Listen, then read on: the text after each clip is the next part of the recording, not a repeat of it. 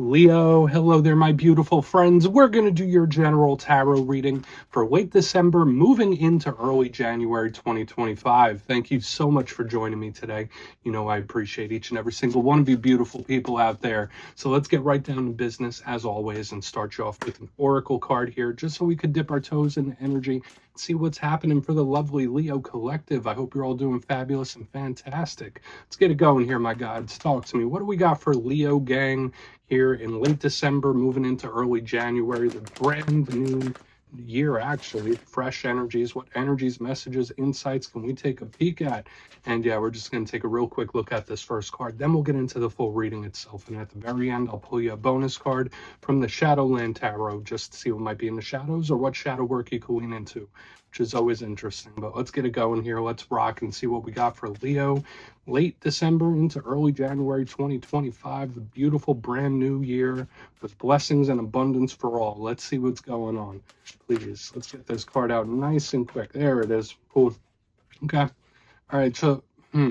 So as I'm talking about moving forward into a new year, there is this energy of what has been, what has happened, a card of the past showing up, which is peculiar at a time of year like this. Now, again, this doesn't have to be your energy. It could be somebody else's. But when in this oracle deck, that is one of the bigger cards of like a lot of taking trips down memory lane and thinking about the past, or it could be communication too. There's a lot of layers to it. Now, before we fully dive in, if you're new here, I'll be speaking about the December subscriber surprise towards the end, so you might want to check that out. And also, if you could kindly illuminate that like button by tapping it right on its third eye, you know, I'd greatly appreciate it. But enough of the promo, into the reading. Let's talk more about this card. Now, we see this lovely lady here in that dark purple dress, and she seems to be looking behind her. Now, there is a matching card to this somewhere within the deck. I'm not going to dig through right now, but it's like they both kind of connect to each other in readings when you pull bigger spreads, and they're both very reminiscent. Okay, so whether it's situations that have already happened, whether it's just thinking back on the past, as we're breaking this threshold moving into a new year, there might be something still from the past, like lingering, nipping at the heels for whatever reason. Now, again, that doesn't have to be you. For a lot of Leos, you're a fire sign. You might be full go. Let's go. Let's start this new year. Let's get this new energy flowing, which is awesome. But there's just this energy of the past for whatever reason. Now, this card can also be about communication. Notice that she is holding a letter. There's a lot of birds. There's a lot of air symbolism, which is a lot of talking, and that does fit in with what we saw for you last week. But I would try your best not to get too caught up in what has been.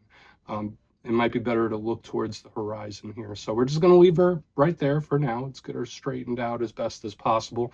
And yeah, we're going to get into tarot. And I always say the first card doesn't make or break the reading. It's just a little footnote. So let's get you 3 tarot cards in the upright, and we'll get into that intuitive juiciness. Let's shuffle it up one time here with Leo. Let's see what's going on.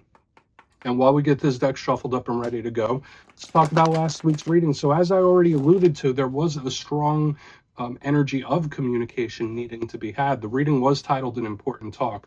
Now, for some of you, this could be a conversation that did come forth, something where it's either of an important topic, but I did also feel for some Leos, there's something that it might be important that it needs to be addressed, needs to be talked about. So that energy could linger around for a couple weeks, but we're going to see what shows up this week. As you know, energy is very fluid, never set in stone, so only take this how it hits for you, because we could be seeing your vibe or somebody else's, right? Let's get it going. 3 cards for the lovely Leos in late December, moving into early January, into the new year. What's happening? One more quick little shuffle. I felt like it needed to happen, so let's get these 3 cards out. What's happening? There we go. Okay, we're starting off with the 5 of Cups.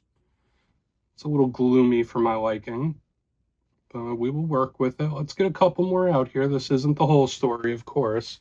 That is someone in the feelers. Thank you. Oh, okay.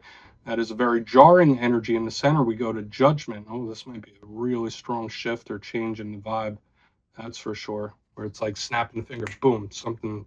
That's kind of the energy it's giving me right now. Where it's like one mode to the next. Very, very rapid. King of Swords, okay. Yeah, totally different vibe here. So one thing I would urge you to watch out for is like other people around you, like they might be presenting their energy to you in a totally different way, where it's like, okay, well, what's this little vibe switch? Because this is screaming vibe switch to me for one reason or another. But let's go through and do a quick overview. I'll give you the classical meanings and archetypes, then we'll get into the juicy intuitive stuff. But yeah, at first look, first glance, elementally similar to the other fire signs this week, we are looking at a lot of internal energy here. We're starting off with water. We have the air on the back. We have Archangel Gabriel here in the center, which, I mean, I do wink. That's more Plutonian energy, but it does feel very airy to me right now, how it's presenting. So remember, air, that's the realm of thought, logic, strategy, communication. So that's another theme we've been seeing. Water is the realm of emotions and feelings. So it's like we have the heart and mind, heart and mind. So hopefully there's not a tug of war here. But the way the energy goes, it goes from like down, quick switch to like very straightforward. So let's go through piece by piece and really start to build this out. We need to see whether this is a situation, a person, whatever it might be. But position number one here, we have the Five of Cups. Now, a lot of readers do call this the River of Tears. We see our friend here dressed all in black. They're gothed up, they're emoed out, and they're literally upset about something. Now, this is on a spectrum. I'm not saying every single Leo out there is going to be super upset and crying about something, or even someone you're connected to. It could be a little gloomy. So for some Leos, maybe you're just a little gloomy right now. Maybe you've had a couple up and down days. Nothing wrong with that. But this card can be a little bit of a warning about the emotions and feelings. There could absolutely be a situation or problem that's bothering you, where it's like, nah, this isn't sitting right. That's a big vibe I get with this. But again, it's on a spectrum. It could be very minor. It could be very major. It all really depends on you and what you're going through. Now, the thing I like about this card, because every card has positives and challenges, the Five of Cups is not a final destination. Okay, it's a situation where it's like, okay, we're kind of at the halfway point. This isn't a final result. Notice in the symbolism, there's still cups that are not spilled. There is still stuff off in the horizon. So it's like, okay, this could be a problem. It could be a situation, but it's kind of like a rough patch. So it's like a little barrier. So we'll see. Again, not a final result, and that's the one thing I do like about it. Now, moving to the center is where we definitely get a very, very powerful shift in energy. We have Judgment in position number two. Now, if you notice here, Judgment depicts Archangel Gabriel blowing that trumpet. You see the dead rising from the grave. So there's a lot of themes with this card. I always say it's extremely powerful, extremely karmic. It's almost shocking, very similar to a tower. But I do like Judgment. Now, if we look at the overarching theme of it, sure, it could just represent change. It could represent changes in situations, changes within people, changes within oneself. Absolutely. But there's so much more that goes into this. For some Leos, maybe you're making a literal judgment call where it's like, okay, I'm not going to give energy to that, but I'm going to give energy to this. This is a direction I'm going into. So it's like a firm decision, a firm choice about something. Hopefully it's not someone you're connected to that's being judgmental, because that could be the case as well. Judgment can also represent things resurrecting, things returning, which I feel like I've seen for you in recent weeks, whether it's situations or people. So we'll want to take a look at this, but the overarching theme is change, and it's fast. It is also extremely karmic. So whether it's karmic connections, karmic people, we'll just have to see. But you can see as we go to the energy from the Five of Cups into this Judgment, into the King of Swords, it's totally, totally different. Because the King of Swords is air sign energy. You might be connected to one. So Gemini, Libra, Aquarius.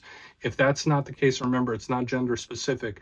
Kings represent control of their respective suit. We already talked about this King of Swords. It's like the mindset, it's strategy, it's planning, it's communication. So when I see the King of Swords, it's like I'm getting my mind right, or I'm controlling the information. I'm controlling how I communicate. Sometimes the King of Swords can be very straightforward. Sometimes it can be harsh.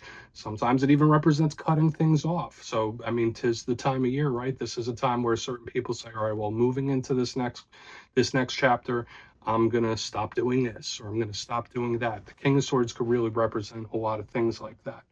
But I always say when he's here, it's about business, very serious, strict, and firm. And could also be communication as well. So you see, we go from like this gloomy, downtrodden type of energy, boom, we have a big shift into this like straight, narrow, focus type of vibe. So I want to dive deeper on all of it, Leo. Let's do it. Let's jump in and clarify. Let's get a good shuffle here for the Leo gang. What's happening in late December into early January? What's going on? And yes, this is where I go intuitive with the message, which means I just tell you how it feels to me. So feel free to do further research or rely on your base knowledge of tarot, because as you know, every single reading is about the reader's interpretation, and I'm just giving you mine. Let's go in on that Five of Cups here. And yes, if you're a reader yourself, please feel free to play along. That's why the box is here. If you're feeling any messages you want to give to Leo, you can drop it in the comments. I don't mind at all. Okay, Five of Cups time. What is happening? Thank you. Five of Pentacles, but in reverse. So it's like, okay, this is not fun, but I will get through it. That's like the energy it's given me here. So whether that's you or somebody else, this could absolutely be a problem you're dealing with. It could definitely represent a situation. We'll see how serious it is when we get to the back end. But it's like, okay, this kind of sucks, but I will get through it. So again, there could be certain things that are arising. Now, it's interesting here that we have this double element showing up, because with the water and earth, that can represent potential. Remember, I said this isn't a final result. So whatever it is that's popping up right now, it's like, okay, well, it's not set in stone. This is not a final event, which I feel like is really nice. Now, let's talk about this card a little more in depth. The Five of Cups, you see those people. They're lonely, they're isolated. It could represent abandonment, someone feeling like they've been thrown out in the cold. It could also represent financial issues or problems with work. When it shows up in reverse, it's like, all right, getting better, getting warmer. So underneath the Five of Cups, yeah, like I said, to me, it's like, this is not easy. This is not fun. This is definitely a problem or a situation we want to keep an eye on. But I know I'm not here permanently. It's just giving me that vibe. Like, I will get through this. There's an underlying confidence here in this alignment, which I really do like and appreciate. So we're just going to leave it at that. We're going to keep it very simple. Now, for a small portion of you, there could be definitely someone that's missing you right now. If we're going to go that route with the Five of Cups, Five of Pentacles in reverse, there's a little bit of a longing. There's a little bit of a missing. I'm not going to turn that into the whole message here. But to me, it just feels like an uncomfortable situation. It's like, all right, I'll get through it. Let's keep moving over to Judgment. The energy is most definitely a little down in the dumps, though. So again, if that's not you, it could be someone else. But let's see what Judgment has. I really want to get to that King of Swords now after that. What's Judgment here? Thank you. What? And I've been seeing this a lot for you. I feel like it was 2 or 3 weeks ago we had something very similar.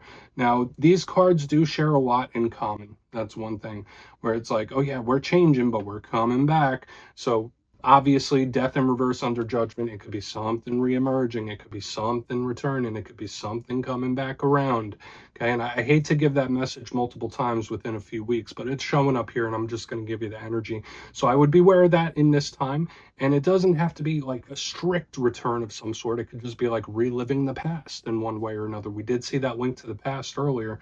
Now, there are karmic connotations here. This is representing change, but it's like, all right, the more that changes, the more it stays the same. So I would like to advise, and I don't like to give too much advice in my readings. When I see Judgment with the Death card, it's like, all right, the more it changes, the more it stays the same. There could be some Leos that you really need to watch out about staying in a loop or a cycle with something, where it's like, okay, it seems like it's changing, but it's really not. We're like in this loop, okay? Take from that what you will. That's just how it feels. Now, the Death card doesn't have to be scary. This is Scorpio energy, so it does represent change and transformation. But showing up in reverse here, this is an energy of things coming back around, and I just have to give it to you. Now, absolutely, this could be a really strong karmic change, very powerful.